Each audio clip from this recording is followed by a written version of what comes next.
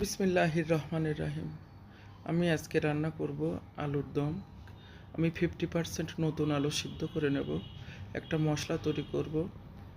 আমি 2 চামচ টক দই নিলাম, দিলাম ধনিয়া গুঁড়া, হলুদ গুঁড়া, মরিচের গুঁড়া, দিলাম লবণ, একটু মিষ্টি টেস্টের জন্য দিলাম চিনি, পানি দিয়ে এটা মিশিয়ে রাখবো। মশলাটা ভালোভাবে মিশিয়ে রেখে আমি 50% আলুটা যে সিদ্ধ করে নিয়েছি সেটা তেলে ভেজে নেব। একদম ভাজা একটা দাগ লেগে যাবে আলুর সঙ্গে, ঠিক সেভাবেই ভাজবো। আলুটা কিন্তু পুরো সিদ্ধ করা যাবে না, 50%ই করতে হবে।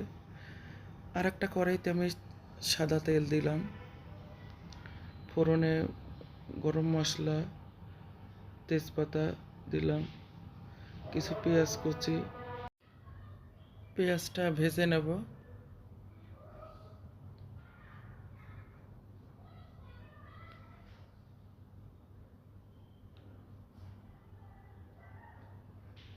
এখন দেব আদা বাটা হাফ চামচের কম দেব জিরা বাটা, কিছু থেতো করা রসুন, কিছু কাঁচামরিচ দিয়ে দিলাম। ঝালটা নিজেদের মতো দেবেন। মশলাটা আমি ভালোভাবে ভেজে নেব। গোলানো মশলাটা দিয়ে দিলাম। মশলাটা খুবই ভালোভাবে কষাতে হবে। এই আলুর দমটা যদি রুটি, পরোটা, লুচির সঙ্গে, গরম ভাত, পোলাওর সঙ্গে খুবই মজা লাগে খেতে।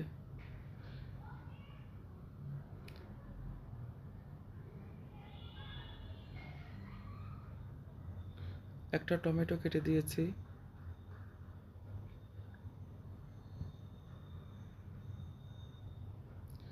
কিছু পেঁয়াজের বেরেস্তা দিয়ে দিলাম।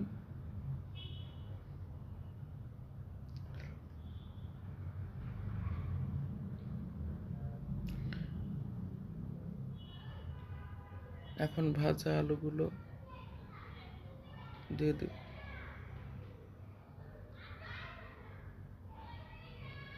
এভাবে আলুর দম রান্না করলে অনেক ভালো লাগে খেতে।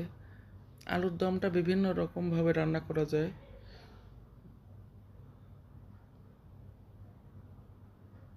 দিলাম পরিমাণ মতো পানি।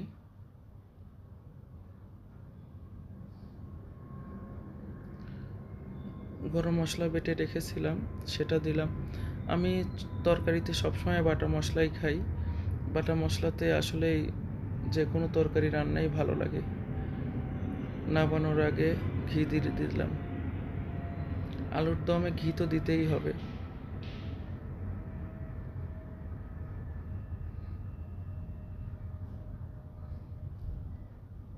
এখন দেব ধনিয়া পাতা।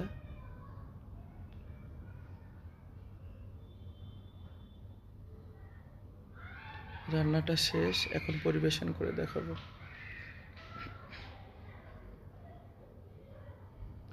দেখুন কতটা সুন্দর হয়েছে।